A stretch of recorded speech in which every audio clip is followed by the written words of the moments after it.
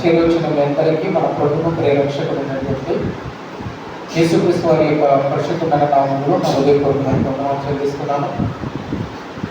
గత 3 వారాలుగా నేను లేనప్పటికీ కూడా మరి సంఘంలో క్షేమంగా ఆరాధన కార్యక్రమాలన్నీ కూడా దేవునికి మహిమకరంగా జరిగి ఉన్నాయని నేను నమ్ముతున్నాను. అప్పుడు మీరు ప్రార్థించారు, నా ఆరోగ్యం నిమిత్త ప్రార్థించారు. నేను లేకపోయినా కూడా మీరంతా కూడా నాకు సహకరించారు. దాన్ని బట్టి నేను ఎంతగానో మీకు నేను హృదయపూర్వకంగా మరి నా వందనాలు తెలియజేస్తున్నాను. ఏది ఏమైనప్పటికీ కూడా దేవుడు ఈరోజు మీతో కలిసి ఈ సంఘ సహవాసంలో పాల్గొని ప్రభు యొక్క పరిశుద్ధమైన వాక్యాన్ని, లేఖనాన్ని పరిశీలన చేయడానికి ఈ ఆరాధనలో దేవుడు ఇచ్చిన అవకాశం బట్టి దేవునికి నేను కృతజ్ఞత కలిగి ఉన్నాను. ముఖ్యంగా పిల్లల ఈరోజు క్రైస్తవ సమాజంలో కనుమరుగైపోతున్నటువంటి మరొక విషయాన్ని మీ ముందు ఉంచాలి అని నేను ఆశపడుతున్నాను. ముఖ్యంగా క్రైస్తవ సమాజం నేను లోకంలో లేక సమాజంలో గురించి నేను మాట్లాడటం లేదు. క్రైస్తవ సమాజంలో కనుమరుగైపోతున్న కొన్ని విషయాలను నేను మీకు గుర్తు చేయాలని నేను ఆశపడుతున్నాను. అసలు క్రైస్తవ సమాజంలో ఏది కనుమరుగైపోతుంది? క్రైస్తవ సమాజం ఏంటి అంటే క్రీస్తును నమ్ముకున్న తర్వాత క్రీస్తు రాజ్యంలో లేక క్రీస్తు యొక్క బాటను నడవడానికి సిద్ధపడిన క్రైస్తవులకు ఒక సిద్ధాంతం, ఒక విధి విధానం ఉంది. అది ఎప్పుడు కూడా మనం మర్చిపోకూడదు.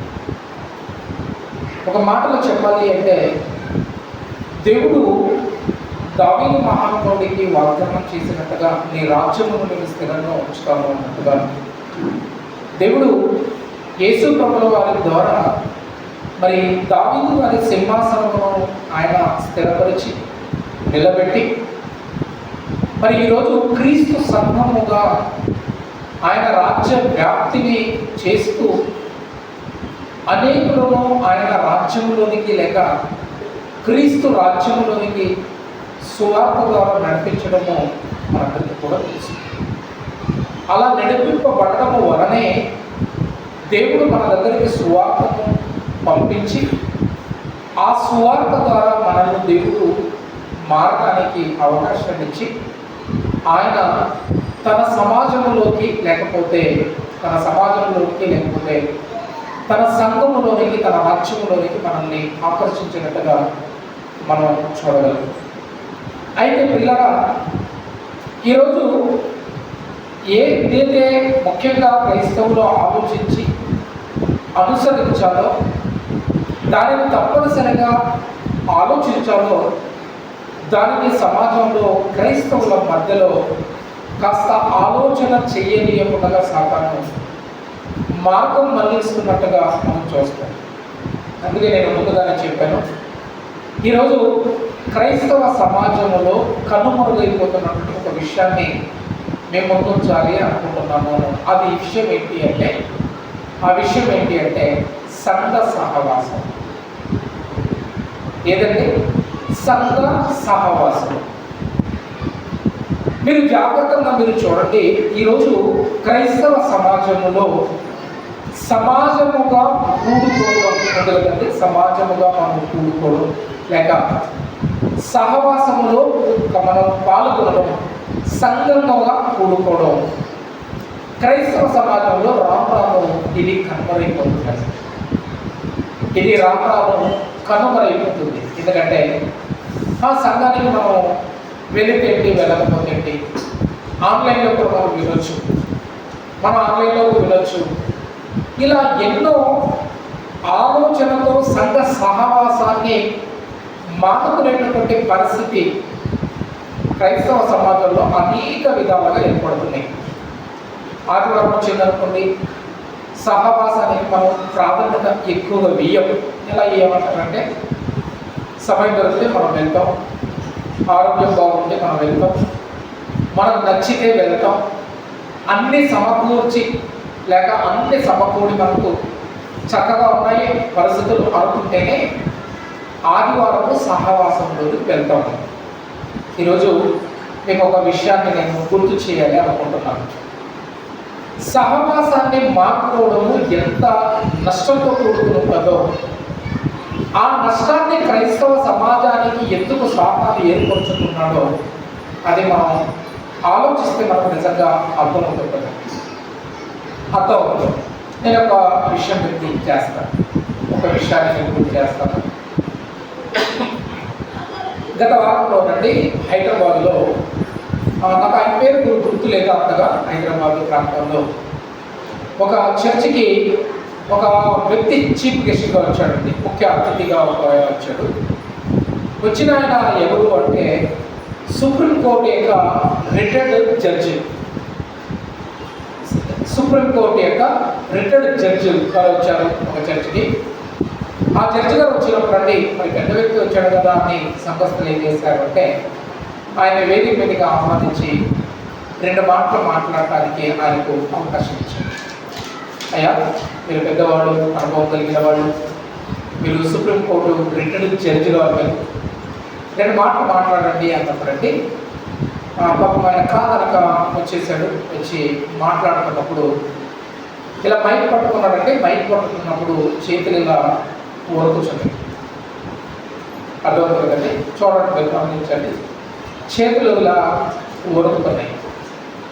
వణుకుతున్నప్పుడు అందరూ అనుకున్నారు ఆయనకి ఏదో జస్ట్ అలా వయసు ముదిరిపోవడంతో ఎక్కువైపోవడంతో అలా అవుతుందేమో, లేక ఏదైనా రోగం ఉందేమో అనుకుంటే ఆయన వణుకుతున్న చేయి ఇలా పట్టుకొని ఆయన మాట ఇలా హ్యాండ్ షేక్ అవుతుంది కదా, ఇది రోగం అని అనుకోకండి, అది మనం తానుగా హ్యాండ్ షేక్ అవుతుంది, అంతగా నేను మీకు ఎందుకు చెప్తున్నానో ఆలోచించండి అన్నాడు.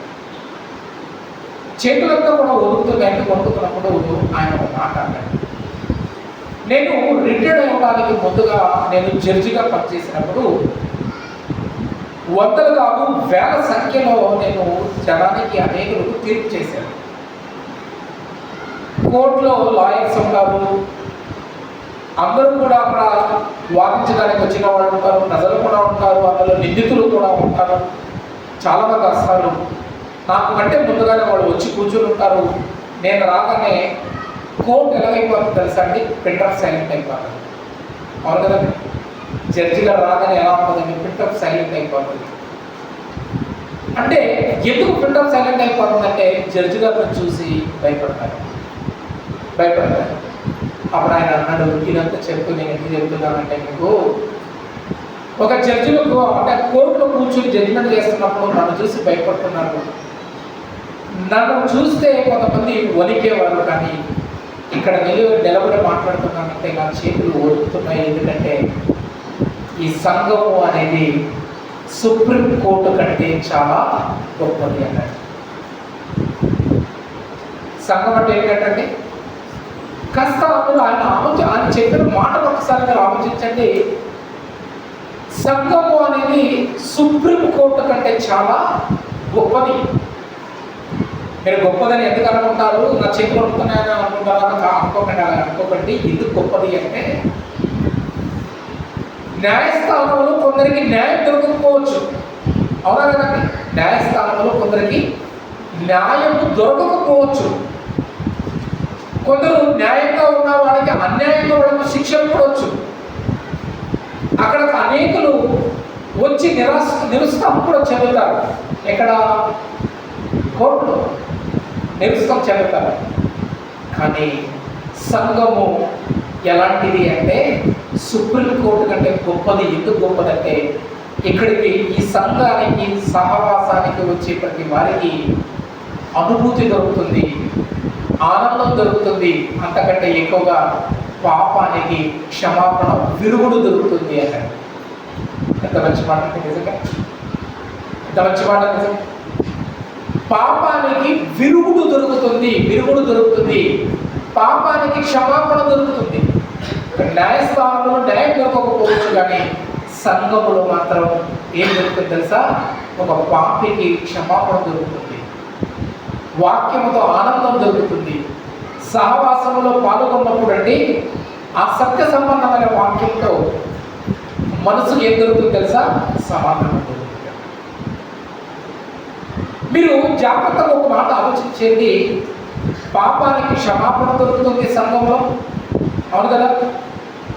ఆత్మకు ఆనందం దొరుకుతుంది, సహవాసముతో సత్య సంబంధమైన సహవాసముతో మనకు సమాధానం దొరుకుతుందా లేదా? ఈ మూడు కూడా మనకి ఎక్కడ దొరుకుతాయి? ఎక్కడ దొరుకుతాయంటే సంఘములోనే. జాగ్రత్తగా వినాలి. ఈ మూడు కూడా మీరు చూడండి, దాదాపు ఇక్కడ మనం ఒక 2 hours అయినా మనం స్పెండ్ చేస్తాం ఆరాధనలో. 2 గంటలు అవి చాలు. ఏమైనా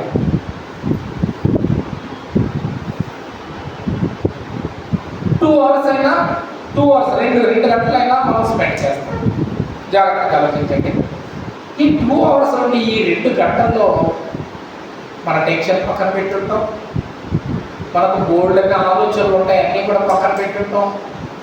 వచ్చి రాకుండా మనం ఎంతో అందరితో కలిసి మనం పాటలు పాడుకుంటుంటాం. మీరు జాగ్రత్తగా ఆలోచించండి. ఈ వాతావరణం అంతా, ఈ అట్మాస్ఫియర్ ఎలా ఉంటుందంటే చాలా హ్యాపీగా ఉంటుంది అన్నమాట. ఎక్కడైంది? ఇక్కడ సంఘంలో. ఇప్పుడు మీరు జాగ్రత్తగా ఆలోచించండి. సంఘంలో ఇలాంటి అట్మాస్ఫియర్ మనకు ఉంటున్నప్పుడు అండి, ఇలాంటి వాతావరణం మనకు ఉంటున్నప్పుడు, ఈ వాతావరణానికి మనము ఇలాంటి సహవాసానికి రాకపోవడంతో మనకి ఎన్ని దూరం అయిపోతున్నాయి? పాపానికి క్షమాపణ దొరికే పరిస్థితిని దూరం చేసుకుంటాం, అవునా కదా? ఆత్మ సంబంధమైన వాక్యాన్ని బలపరిచే వాక్యాన్ని దూరం చేసుకుంటాం. సహవాసములో పాల్గొన్నాక సత్యవాక్యములో మనం రాక సమాధానాన్ని కూడా మనం పోగొట్టుకుంటాం. అంటే సాతాను ఏం చేస్తున్నాడు అంటే, ఉద్దేశపూర్వకంగా ఈ సంఘ సహవాసానికి క్రైస్తవ సమాజాన్ని ఏం చేస్తున్నాడు? దూరం చేస్తున్నాడు. మనమేమనుకుంటున్నాం? మనం ఈజీగా అనుకుంటున్నామండి. మనం ఈజీగా అనుకుంటున్నాం, क्षमा करेगा मनीषा प्लीज थोड़ा माफ कीजिए, मैं कंटिन्यू तेलुगु में बता रहा हूँ क्योंकि मैं एक अच्छा सब्जेक्ट बता रहा हूँ, इसलिए आप थोड़ा सा तेलुगु समझने की कोशिश कीजिए. बाद में चाहिए तो थोड़ा कैसे भी सर मौलाना आपके लिए थोड़ा 1-5 मिनट समझाएगा, लेकिन मुझे सबको समझेगा. मुझे నేనే చెప్తున్నాను, కొంచెం జాగ్రత్తగా మీరు కూడా కొంచెం ఆలోచించు, అంటే గ్రహించుకో. ఆ తర్వాత ఒక 5-10 minutesలో మనిషి సిస్టర్ కోసం హిందీలో మోజెస్ ఎక్స్ప్లెయిన్ చేస్తాడు. ఓకే, మనిషి సిస్టర్ కాబట్టి హిందీలో ఎక్స్ప్లెయిన్ చేస్తాడు. కొంచెం నోట్ తీసుకో మోజెస్ నేను చెప్పేది. ఓకే, మీరు జాగ్రత్తగా ఆలోచించండి. సాతాను క్రైస్తవులను ఈ సహవాసానికి లేకుండా ఎందుకు చేస్తున్నాడు అంటే, వాడు సమాధానము కలిగి మనుషులు, ముఖ్యంగా క్రైస్తవులు ఉండలేకుండా వాడు చేస్తాడు. చూడండి, సహవాసము అనేది ఎలాంటిది అంటే దేవునితో అనుబంధాన్ని పెంచుకోవడం, సంధి చేసుకోవడం, అనుబంధాన్ని పెంచుకోవడం. జాగ్రత్తగా. అందుకే మీరు ప్రారంభ సంఘాలను మీరు చూసినప్పుడు అండి, వారు ఆదివారము మానక కూడుకునేవారు. వాళ్ళు అపొస్తలుల కార్యక్రమం మనం గమనించినప్పుడు, కొరింథీ పత్రికలో కూడా మనం చూసినప్పుడు అండి, మనకు స్పష్టంగా మనకు కనబడతాయి. వాళ్ళు మేము ఆదివారము కూడుకున్నప్పుడు వాళ్ళు రొట్టెలు విరిచేవాడు, వాక్యం పంచుకునేవాడు, పాటలు పాడేవాడు. ఒక మాటలు చెప్పాలంటే అంటే వాళ్ళు సహవాసములో కూడి ఆ సత్యముతో వాళ్ళు సంతోషాన్ని అనుభూతిగా పొందేవాడు. అందుకే మీరు చూడండి, సంఘంలో వచ్చినప్పుడు అండి ఒకరికొకరు మనం షేక్ హ్యాండ్ చేసుకుని స్మైల్ ఇచ్చుకుంటుంటాం, బాగున్నారు అనుకుంటాం. కొన్నిసార్లు బాగులేకపోయినా కూడా పక్కన చెప్పుకుంటున్నాం, ఏం చేయాలి సిస్టర్, యాభై సిస్టర్ పెట్టి అలా ఇలా ఏదో ఒకరు మనం మాట్లాడదు. సమాజంలో లేని సమాధానం మనకి ఎక్కడ దొరుకుతుంది తెలుసా అండి? ఎక్కడ దొరుకుతుంది? సహవాసములు, సంఘములో దొరుకుతుంది. మనకి సంఘములో మనకు దొరుకుతుంది. అందుకే సంఘముల గురించి ఒక మంచి మాట మాట్లాడతారు. ఏం మాట్లాడతారు ఒక్కసారి మీరు బైబిల్ చూడండి. ఎక్కువ బైబిల్ మీకు వచ్చాము దేనికి ఒక వచనాన్ని చూద్దాం. అపోస్తల కార్యములు ప్రేరిత అపోస్తల కార్యములు 20వ అధ్యాయం 28వ వచనాన్ని, 20వ అధ్యాయం ప్రేరేతులు 20వ అధ్యాయం 28 28వ వచనాన్ని మనం చదువుదామండి. ఒక్కసారి చదవడానికి మీరు కొంచెం ప్రయత్నించండి, సహకరించండి. దేవుడు తన స్వరక్తం ఇచ్చి, మీరు జాగ్రత్తగా ఒక్కసారి మీరు ఆలోచించండి, కొంచెం మనసు పెట్టండి ప్లీజ్, ఒకసారి మనసు పెట్టి ఆలోచించండి. ఓకే, ఇక మనిషిని తప్ప మిగతా వాళ్ళందరికీ తెలుగు అర్థమవుతుంది కాబట్టి కొంచెం మనసు పెట్టి ఆలోచించండి. ఇక్కడ ఒక విషయాన్ని ఆయన తెలియచేయడానికి ముందుగా 27వ వచనంలో మాట చెప్తాడు. 27వ వచనంలో మాట చెప్తాడు. ఏమని చెప్తున్నాడు? దేవుని సంకల్పం అంతయు, జాగ్రత్తగా మీరు ఆలోచించండి, దేవుని సంకల్పం అంతయు మీకు తెలుపకుండా, జాగ్రత్తగా చూడండి మీరు, దేవుని సంకల్పం అంతయు మీకు తెలపకుండా నేనేమీ దాచుకోలేదు. అంటే నేనేమి దాచిపెట్టుకోవడం లేదు, దేవుని సంకల్పాన్ని మీకు తెలియచేయాలనుకుంటున్నాను. పౌలు గారు ఆ రోజుల్లో ఎఫెసులో ఉన్నటువంటి సంఘాలకు ఆయన ఉత్తరాన్ని, ఆయన వాక్యాన్ని ప్రకటిస్తూ ఈ మాటలను గుర్తు చేస్తున్నటువంటి సందర్భాన్ని మనం జాగ్రత్తగా చూసుకుంటున్నప్పుడు అండి, మనకి నిజంగా అవును కదా మిలేతులో ఉన్నటువంటి ఎఫెసు ప్రాంతం అంతా కూడా, మిలేతులో ఉన్నటువంటి ఎఫెసు ప్రాంతంలో వాళ్ళు వాక్యాన్ని అపోస్తులు ప్రకటిస్తున్నటువంటి సందర్భాల్లో కానీ వాళ్ళు ఒక ప్రాముఖ్యమైన విషయాన్ని గుర్తు చేస్తారు. మిలేతులో ఎఫెసు పట్టణ పరిసర ప్రాంతం అంతా కూడా సువార్తను ప్రకటిస్తున్నప్పుడు వాళ్ళు వాక్యాన్ని గుర్తు చేస్తారు. అపోస్తులు వాళ్ళు మాట్లాడతారు, ఆయన ఏమంటున్నాడు ఒక్కసారి మీరు చూడండి. అక్కడ దేవుని సంకల్పం అంతయు మీకు తెలుపకుండా, కొంతనా అంత దేవుని సంకల్పం అంతయు అన్నాడు. దేవుని సంకల్పం అంతయు మీకు తెలపకుండా నాకు ఉండడం నాకు ఇష్టం లేదు, నేనేమి దాచుకున్నాను అన్నాడు. దాచుకొనను అని క్రింద ఏం చెప్తున్నాడు, దేని గురించి మాట్లాడుతున్నాడు అంటే దేవుడు దేవుడు తన స్వరక్తం ఇచ్చి, దేవుడు అంటే యేసు ప్రభుల వారు, దేవుడు యేసు ప్రభుల వారు తన స్వరక్తమునిచ్చి సంపాదించుకున్న సంఘమును, ఏ సంఘము అంట? తన సంఘం. ఇప్పుడు యేసు ప్రభు వారు స్వరక్తం ఇచ్చి సంపాదించుకున్న ఆయన సంఘంలోనే మనమంతా ఉన్నాం కదా, ఆయన సంఘంలోనే మనం ఉన్నాం కదా, ఎగ్జాక్ట్లీ 100%. ఆయన సంఘం. ఇప్పుడు ఈ సంఘం ఎవరిది అంటే యేసు ప్రభుల వారు స్వరక్తం ఇచ్చి సంపాదించుకున్న సంఘం. ఈ సంఘంలో దేవుడు మనల్ని ఎందుకు చేర్చాడు అంటే లోకములో లేని సమాధానాన్ని యేసు ప్రభు మనకి ఏమన్నాడు? ఇస్తాను అన్నాడు. అవునా కదండి? ఇస్తాను అన్నాడు. ఇస్తాను అన్న ఆ యేసు ప్రభుల వారు తన రక్తమును చెందించి ఈ సంఘాన్ని సంపాదించాడు, తయారు చేశాడు, సిద్ధం చేశాడు. స్వరక్తం ఇచ్చి సంపాదించినటువంటి ఆయన సంఘముల గురించి అని మాట్లాడుతూ దాంట్లో చూడండి ఏమంటాడు?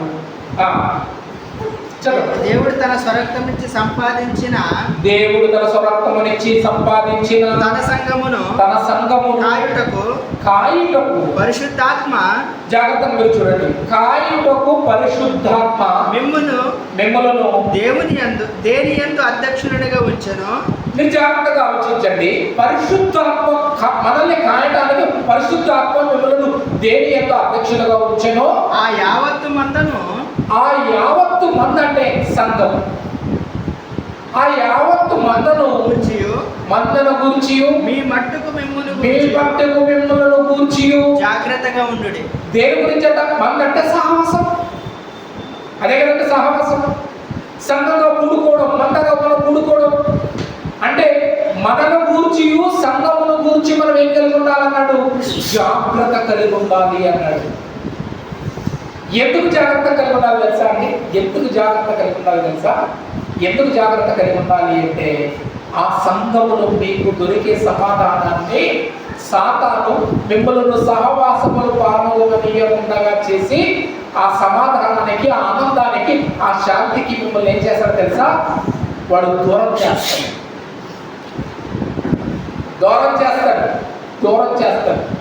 అందుకే మీరు చూడండి, సంఘ సహవాసాన్ని వదులుకొని దూరంగా బ్రతికే క్రైస్తవుల జీవితాల్లో ఒకసారి మీరు చూడండి, వాడిపోతాయి వాళ్ళు. ఏదో ఒక్కరోజు ఖచ్చితంగా లోకంలో బాగుంటాయి అనుకోండి, అఫ్కోర్స్, కానీ స్పిరిచువల్గా వాళ్ళ జీవితం ఏమైపోతుందో తెలుసా అంటే వాడిపోతుంది. డబ్బు ఉండొచ్చు కానీ సమాధానం ఉండదు. వాళ్ళకి మంచి బెడ్ ఉండొచ్చు కానీ నిద్ర ఉండదండి, అవునా? మంచి ఫుడ్ ఉండొచ్చు కానీ తినే అవకాశం ఉండదు. అర్థమవుతుందా? లోకంలో అన్నీ కూడా ఉన్నాయి కానీ శాంతి డబ్బుతో దొరకదు, సమాధానం డబ్బుతో దొరకదు. అవును కదండి? పీస్ అంటాం కదా, మనం పీస్ అంటాం కదా, ఇది మనకి ఈ శాంతి అనేది డబ్బుతో దొరకదు, సహవాసముతో, అది దేవుని యొక్క సహవాసముతో సంఘములో మనకు దొరుకుతుంది.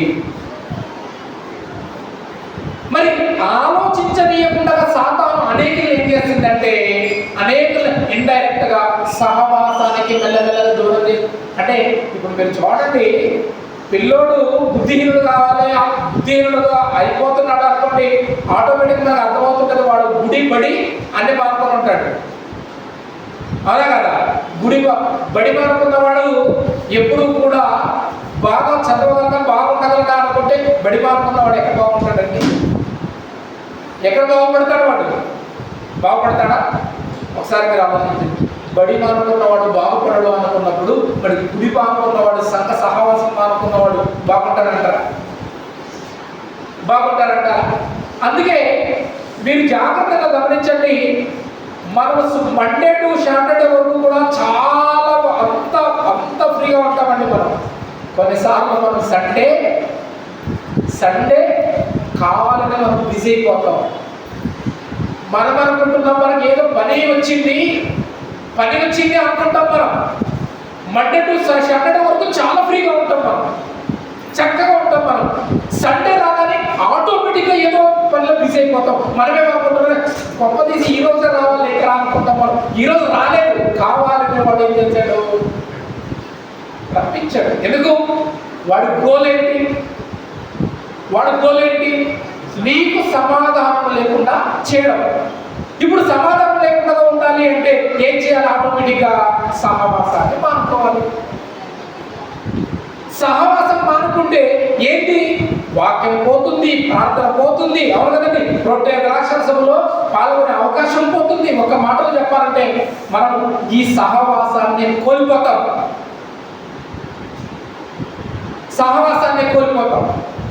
ఈ సహవాసాన్ని కోల్పోకుండా ఉండడానికి దేవుడు ఏం చేయమన్నాడంటే, సహవాసంలో మీరు తప్పకుండా, అందుకే అంటాడు, మీరు తప్పక సంఘముగా కూడి అంటాడు. తప్పక సంఘముగా మనం కూడుకోవాలి. ఎందుకు సంఘముగా కూడుకోవాలి అంటే, సమాధానం పొందాలి అంటే, ఆనందంగా ఉండాలి అంటే తప్పనిసరిగా మనం ఎందుకు పాల్గొనాలని తెలుసా అండి? సినిమా చూడడానికి వెళ్తే 2.5 గంటలు కొంచెం ఎంటర్టైన్మెంట్గా ఉంటుందేమో కానీ బయటకు వచ్చిన తర్వాత బోర్ వచ్చేస్తుందండి, అవునా? బోర్ వచ్చేస్తుంది. నేను ఒక ఫేస్బుక్లో వీడియో చూశానండి. ఇప్పుడు ఏదో ఒక సినిమా వచ్చింది కదండి, కాంతారా అనే యొక్క తెలుగు అన్ని లాంగ్వేజ్లో సినిమా వచ్చిందండి, కాంతారా. వాడు కన్నా హీరో ఆ సినిమా తీశాడు, అన్ని లాంగ్వేజ్లో దాన్ని డబ్బింగ్ చేశాడు. ఒక ఆవిడ సినిమా థియేటర్లో కూర్చుని ఆ కాంతారా సినిమా చూస్తుందండి. ఆవిడ అక్కడ అరుస్తుంటే ఈమె ఒంట్లోకి వచ్చాక అరుస్తుంది. ఎందుకు అరుస్తుందో పిచ్చిదని కింద కామెంట్ చూస్తే ఆమె మైమరిచిపోయిందంట. ఈమె ఎంతసేపు మైమరిచింది అంటే కింద కొంత కామెంట్ చేశారు. ఆ సీన్ అయిపోయేంత వరకే ఆ సీన్ అయిపోయి సినిమా అయిపోయి బయటకు వచ్చింది అనుకో, ఎలా ఉంటుంది? మోస్ట్లీ ఏంటంటే ఉంటుంది అంతే కదా. కానీ సంఘ సహవాసం అలాంటి దివత్సము. వాక్యాన్ని విని సంఘంలో సహవాసంలో పాల్గొని బయటికి వెళ్ళిపోయిన తర్వాత ఆత్మ మనల్ని హెచ్చరిస్తుంటుంది. పిల్లలు అవును కదా, ఈరోజు నేను ఏదో తెలుసు తెలియక తప్పు చేశాను, దేవుడి వాక్యం నాకు మాట్లాడింది, నేను రొట్టె ద్రాక్షరసం తీసుకున్నాను, ప్రభు వాళ్ళ కార్యక్రమాలు పాల్గొన్నాను, ప్రభు సన్నిధిలో నేను చేరాను. నిజంగా దేవుడు నాకు మరలా ఏం చేశాడు? అవకాశం ఇచ్చాడు. ఒక మాట చెప్పనండి, ఇంకొక విషయం చెప్తాను. బెస్ట్ ఎగ్జాంపుల్ చెప్తాను. ఎవరికైనా కాళ్ళు చేతులకి దెబ్బలు తగిలాయి అనుకోండి, అప్పుడు దెబ్బలు తగిలినప్పుడు మనం హాస్పిటల్కి వెళ్ళి కట్లు వేయించుకుంటాం కదండి, కట్లు వేయించుకుంటాం. అప్పుడు డాక్టర్ గారు బాగా దాన్ని అంతా కూడా వాష్ చేసి క్లీన్ చేసి దాన్ని బాగా ఆయింట్మెంట్ అంతా కూడా వేసి ఏం చేస్తాడు, తొట్టు కట్టి ఇంటికి పంపించేస్తాడు. పంపించడానికి ముందు ఏమంటాడు, 3 days తర్వాత రండి అంటాడు. ఎందుకు 3 days తర్వాత రమ్మంటాడు? ఎందుకు రమ్మంటాడు? 3 days తర్వాత వచ్చి మళ్ళా ఏం చేయమంటాడు, డ్రెస్సింగ్ చేయించుకోండి అంటే. మీరు తెలుసు పట్టమని మీకు మీరు ఏంటంటే పరీక్షగా అడగడం లేదు, మీరు ఒకటి ఆలోచించండి, డ్రెస్సింగ్ ఎందుకు చేస్తారు? గాయము తొందరగా మానడానికి. సార్ నాకేం పర్వాలేదు, నేను డ్రెస్సింగ్ చేయించుకోవాలంటే అప్పుడు గాయం ఏమవుతుంది, కాస్త పుండుగా మారుతుంది. అవునా కదా? గాయము కాస్త పుండుగా మారుతుంది. పుండుగా మారి ఏమవుతుంది, మెల్లమెల్లగా పురుగులు పడతాయి. పురుగులు పడిన తర్వాత ఏమవుతుంది, మెల్లమెల్లగా గాయం అంగాన్ని కత్తిరించే అవకాశం. చేతికి అయిందా, కాళ్ళకి అయిందా, ఏ అవయవానికి అయిందో ఆ అవయవాన్ని తీసివేయవలసిన అవసరం వస్తుంది. ఇప్పుడు డ్రెస్సింగ్ చేయించుకోవాలి.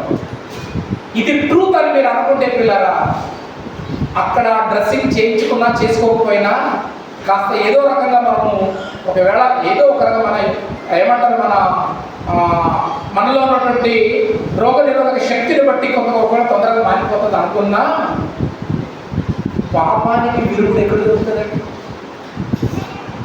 పాపానికి విరుగుడు ఎక్కడ దొరుకుతుంది? ఆదివారం సహవాసం ఎలాంటిది తెలుసా అండి? ఒక రోజుకి ఒక రోగికి లేక ఒక గాయపడిన వాడికి డ్రెస్సింగ్ చేయడం ఎలాంటిదో మన ఆత్మకు దేవుని వాక్యం మనల్ని ఏం చేస్తుందో తెలుసా అండి? డ్రెస్సింగ్ చేస్తుంది, శుద్ధి చేస్తుంది, శుద్ధి చేస్తుంది ప్రభువులకు పిల్లలు. మరి ఇప్పుడు దీనిని ఈ డ్రెస్సింగ్ లేక ఈ శుద్ధిని చేసే అవకాశాన్ని సాతాను ఏం చేస్తాడు? సహవాసములు పాల్గొననీయకుండా వాడు ఏం చేస్తాడు? ఆదివారం పొద్దునే ఫోన్ చేస్తాడు. సరే ఎవరితో ఫ్రెండ్తో, ఏరే బావా నిన్న కలవలేదు కదా, ఈరోజు అలా సరదాగా మనం బయటికి వెళ్ళి పార్టీ చేద్దాం.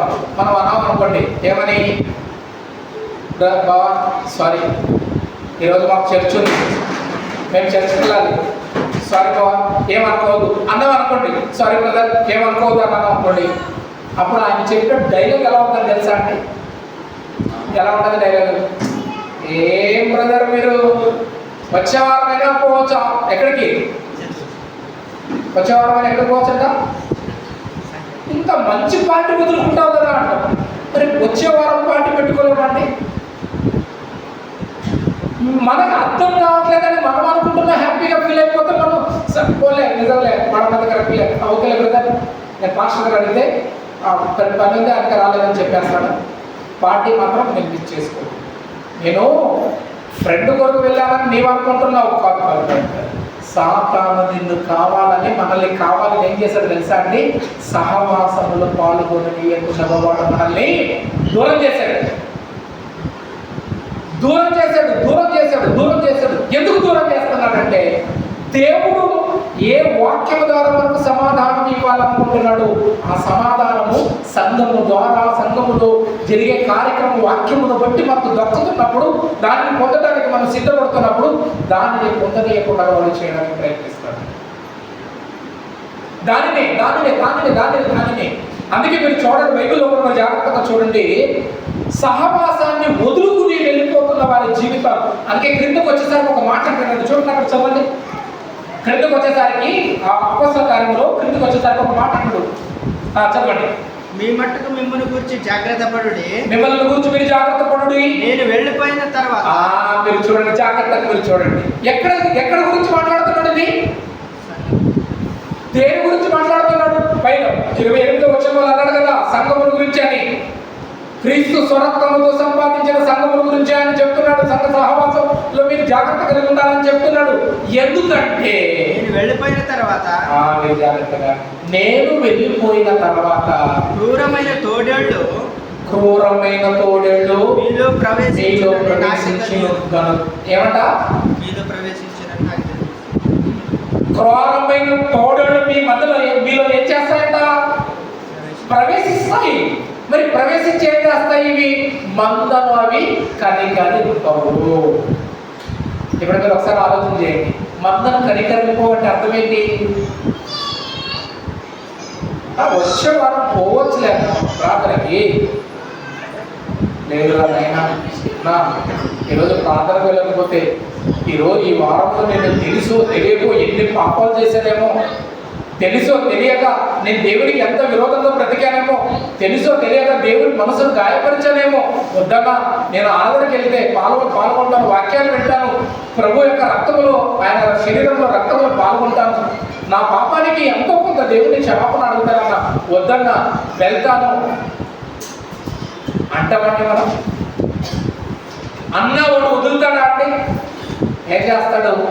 కనికరింపడు అంటే నీవు ప్రతిమలాడినా కూడా నిన్ను సహవాసానికి దూరం చేయడానికి ప్రయత్నిస్తాడు. సహవాసానికి దూరం. అప్పుడప్పుడు మీరు చూడండి, మీరు జాగ్రత్తగా మీరు చూడండి, అప్పుడప్పుడు గమనించండి. కొన్నిసార్లు ఎప్పుడైతే ఇంపార్టెంట్ ఉంటుందో అప్పుడే ఆఫీసులో పని ఉంటుంది సండే రోజు, అప్పుడే.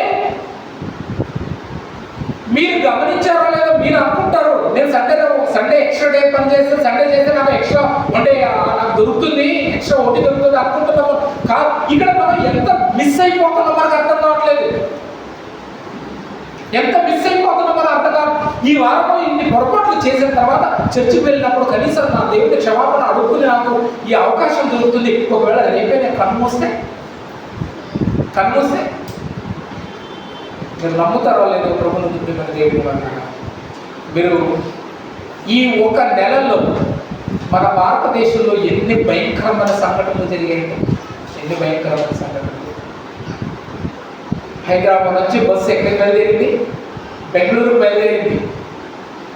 కర్నూలు దాటి పెద్దటేకూరు అనే ప్రాంతంలో హైవేలో జరిగిన యాక్సిడెంట్లోనండి సుమారుగా 22 మంది బూడిదైపోయారండి, కాలిపోయారు. ఇలాంటి సంఘటనలు ఒకటా రెండా? ఇంకొక భయంకరమైన భయంతో కూడుకుని ఇంకొక విషయం మన భారతదేశంలో జరుగుతుంది.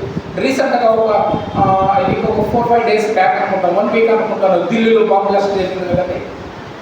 5-4 డేస్ అయిపోవచ్చు, 4-5 డేస్ అవ్వచ్చు, 4-5 రోజులు అయింది. ఢిల్లీలో బాంబు బ్లాస్ట్ జరిగిన తర్వాత అండి బయటకు తేలినటువంటి విషయం ఏంటి తెలుసా అండి? ఉగ్రవాదులుగా భారతదేశంలోకి వచ్చినటువంటి ఆ ఉగ్రవాదులు ఎలాంటి వారంటే డాక్టర్ వైద్యాన్ని అభ్యసించిన డాక్టర్స్ అంట. వాళ్ళు ఇండియాలోకి వస్తూ ఏం తీసుకొచ్చారంటే సుమారు 200 కిలోలతో కూడుకున్నటువంటి విష పదార్థాలు తీసుకొచ్చారంటండి. ఆ విష పదార్థాలు కూడా ఎంత భయంకరం. యాక్చువల్లీ అదంతా కొంత తీసుకువెళ్ళి ఢిల్లీలో వాటర్ సప్లై అంతా కదా దాన్ని నీటిలో కలిపివేయాలనుకున్నారంటే. ఎందుకు కలిపివేయాలనుకున్నారంటే వాళ్ళు తీసుకొచ్చినటువంటి ఆ విషం ఎంత భయంకరమైనది అంటే 1 డ్రాప్స్ నలుగురిని చంపేసేంత శక్తి కలిగిందంట. 10 డ్రాప్స్ అంటే 1 డ్రాప్స్, ఒక్క చుక్క. మీరు ఒక్కసారి ఆలోచించండి. ఆ సంఘటన ఒకవేళ ముంబైకి సప్లై అవుతున్నటువంటి బద్లాపూర్ డ్యాములో ఆ విషయం ఎవరైనా వెళ్ళి కలిపేసేది అనుకోండి, ఎన్ని శవాలు పడతాయండి ముంబైలో. మనమేమనుకుంటున్నామంటే ఐఎమ్ సో సేఫ్ అనుకుంటున్నాం.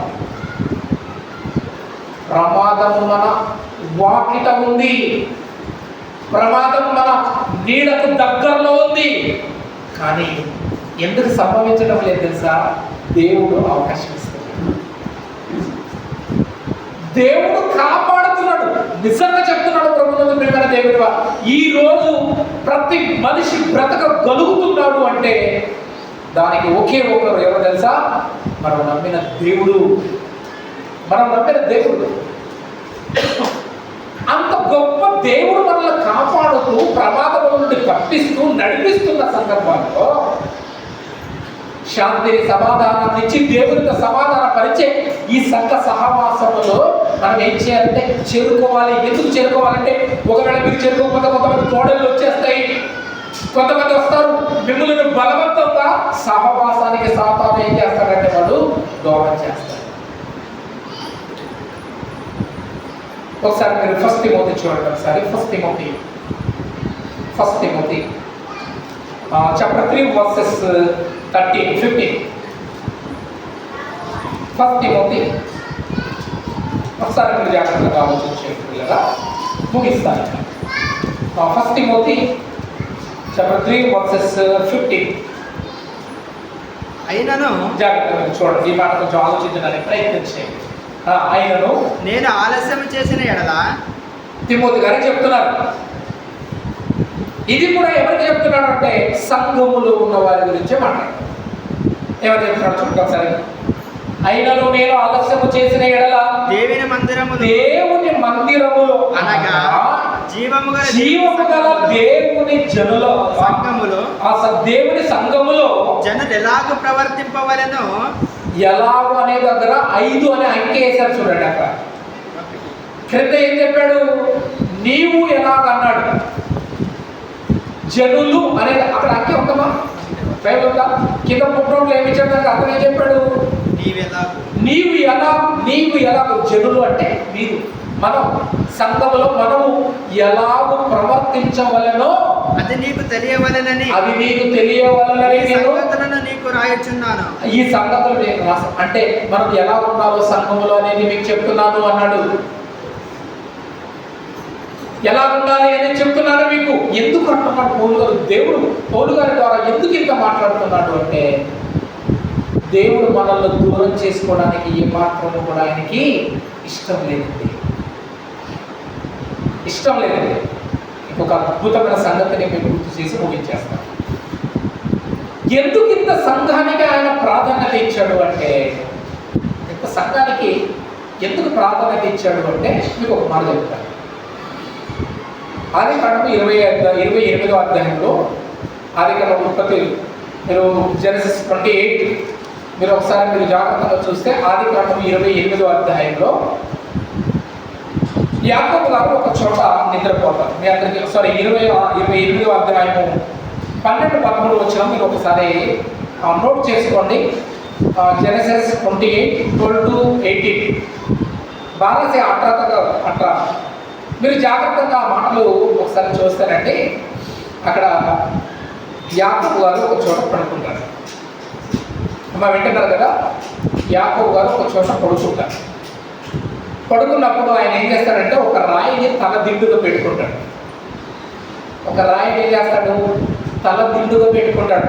ఎవరు? యాకోబు. అప్పుడు దేవదూత యాకోబు గారితో దేవుడు మాట్లాడితే ఏమంటాడంటే, యాకోబు, నేను అబ్రహాము ఈసాకుకి వాగ్దానం చేసినట్టుగా నీవు తలవాల్చిన ఈ చోటును నీ సొంతం చేస్తాను అంటాడు. అక్కడ. కానీ అక్కడ దావీదు యాకోబు గారికి ఒక కళ వస్తుందండి. ఏం కళ వస్తుంది తెలుసా అంటే, చదువుతారా వీలైతే? అప్పుడు అతడు ఒక కళ కనేను. అందులో ఒక నిచ్చెన. అందులో ఏం కనబడుతుందండి? ఒక నిచ్చెన. అమ్మ ఏం కనబడుతుంది? ఒక సీడి ఉంది, ఒక నిచ్చెన ఉంది. మీరు జాగ్రత్తగా నిచ్చెన ఎందుకు పడతామండి? ఇప్పుడు అక్కడ ఒక నిచ్చెన ఉందండి, మనం అక్కడ ఒక నిచ్చెన, సీడీని మనం ఎందుకు పడతాం? ఎక్కడానికి, పైకి ఎక్కడానికే కదా. అవును, రైట్. ఇప్పుడు మీరు ఆలోచించేయండి. యాకోబు గారికి కలలో ఒక నిచ్చెన కనబడుతుంది. ఆ నిచ్చెన ఏమైంది ఒకసారి మీరు చూడండి జాగ్రత్తగా. ఏమైంది? దాని కొన ఆకాశమునకు అంటిందంట. దేని కొన? అంత పెద్ద నిచ్చెన ఉండదా? కలగంటున్నాడు ఆయన. కలలో భూమి మీద నుంచి ఒక నిచ్చెన ఆకాశము కొనంత వరకు కనబడేలా ఎక్కి ఉంది, వేయబడినది. దాని మీద దేవుని దూతలు, మీరు జాగ్రత్తగా, ఆ నిచ్చెన మీద దేవుని దూతలు ఎక్కుచూ దిగుచూ ఉండేది.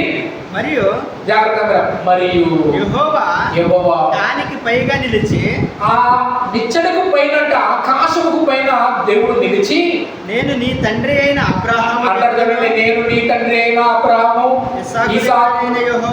దేవుడైన యెహోవా నేను నీవు పండుకొని ఉన్న ఈ భూమిని నీకును నీ సంతానానికి ఇస్తానన్నాడు. తర్వాత కింద చూడండి. అప్పుడు ఏమంటున్నాడు యాకోబు? ఏమనుకుంటున్నాడు? నీ సంతానము భూమి మీద భూమి మీద లెక్కకు మించి ఇసుక రేణువల ఉంటది అన్నాడు. పడమటి తట్టును తూర్పు తట్టును అంటే ఇంత జలం విస్తరిస్తుంది అంటాడు. ఓకే. ఉత్తర తట్టును దక్షిణపు తట్టును వ్యాపించదు. భూమి యొక్క వంశములన్నీ నీ మూలముగాను సంతాన మూలముగా ఆశీర్వదింపబడును అన్నాడు. తర్వాత ఇదిగో నేను నీకు తోడై ఉండి నీవు వెళ్ళుచున్న ప్రతి స్థలమందు నిన్ను కాపాడుచు ఈ దేశమునకు మరలా రప్పిస్తాను. నేను నీతో చెప్పినది నెరవేర్చు వరకు నిన్ను విడువనని చెప్పగా అప్పుడు ఏం జరుగుతుంది చూడండి. యాకోబు నిద్ర తెలిసి నిశ్చయముగా చూడండి, జాగ్రత్తగా మీరు ఆలోచించండి. యాకోబు కలగంటున్నాడు. కలలో ఒక నిచ్చెన వేయబడింది. ఆ నిచ్చెన ఆకాశము అంచు వరకు తగిలింది. అది ఏంటి అంటున్నాడంటే యాకోబు లేని ఆ నిచ్చెనలోని యాకోబు నిద్ర తెలిసి నిశ్చయముగా యెహోవా ఈ స్థలమందున్నాడు. ఏమంటండి? యెహోవా ఈ స్థలమందున్నాడు. అది నాకు తెలియకపోయినను భయపడి ఈ స్థలము ఎంతో భయంకరము. దేవుని మందిరమే గాని ఏదట? ఇది దేవుని మందిరమే గాని వేరొకటి కాదు. అంటే ఆయన కూర్చున్న ఆ సహవాసం ఉంది కదండి, అది ఏదట? దేవుని మందిరం అన్నాడు. ఆ రోజు ఇజ్రాయేలుకి యెరూషలేము వారికి దేవుని మందిరం అయితే ఈరోజు క్రైస్తవులకి సంఘమే మందిరం. మరి ఈ సంఘంలో దేవుడు ఏం వేశాడు అంటే నిచ్చెన వేశాడు. ఎక్కడికి ఎక్కడానికి? పరలోకాన్ని ఎక్కడానికి. అంటే ఇది సంఘంలోనే ఉందా అంటే సంఘంలోనే ఉంది నిచ్చెన. మీరు సంఘం బయట ఉండి నిచ్చెన ఎక్కుతారంటే వీలు లేదు. అర్థమవుతుంది? సంఘం బయట అంటే ఇప్పుడు మీరు ఆలోచించండి. సహవాసంలోనికి వస్తే అప్పుడు సహవాసంలోనికి వచ్చిన మనం ఏం చేస్తాము? నిచ్చెన ఎక్కుతాం లేదా? ఆ నిచ్చెన ఆకాశము దాకా దాటింది. ఆకాశము పైన ఎవరున్నారు? దేవుడు ఉన్నాడు. అంటే ఆ నిచ్చెన ఎక్కి ఎక్కడ చేరుకుంటాం మనం? దేవుడు. అందుకే యేసుప్రభువు అన్నాడు కదా, నేనే మార్గము సత్యము జీవం అన్నాడు కదా. ఆయన మార్గంలో మనం ఉంటాం. ఆ మార్గంలో దేవుడి చెంతకు చేరుకుంటాం. ఇప్పుడు సహవాసానికి సంఘానికి రాకపోతే ఇక నిచ్చెన ఎక్కుతామంటే మనం నిచ్చెన ఎక్కుతామా? అంటే సంఘానికి రాకుండా ఎందుకు చేస్తున్నాడంటే వాడు సహవాసానికి రాకుండా ఎందుకు చేస్తున్నాడంటే నిచ్చెన ఎక్కకుండా ఉండటానికి. అంటే ఇప్పుడు మీరు ఆలోచన చేయండి. సంఘ సహవాసాన్ని మానుకుంటే మనం ఏ ఆపర్చునిటీ పోగొట్టుకుంటున్నాం? నిచ్చెన ఎక్కేది. ఇప్పుడు మీరు ఆలోచించండి. అందుకే జీవము గల సంఘములు జనులు ఎలాగో నడుచుకోవాలనో వారికి, అందుకే ఈ విషయాన్ని చెప్తున్నాను. ఒక్కసారి మీరు ఆలోచించండి.